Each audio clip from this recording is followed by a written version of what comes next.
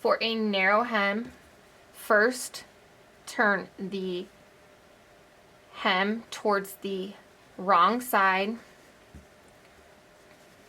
as close as you can and press just like this.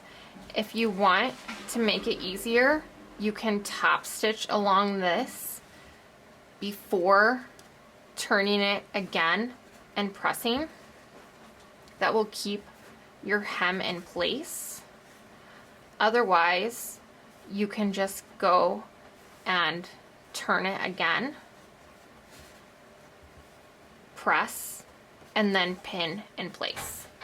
So I pressed my hem again. Now I just need to pin it.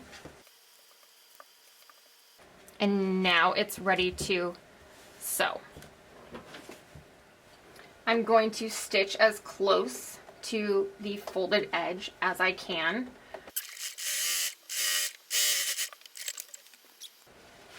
And now my narrow hem is done.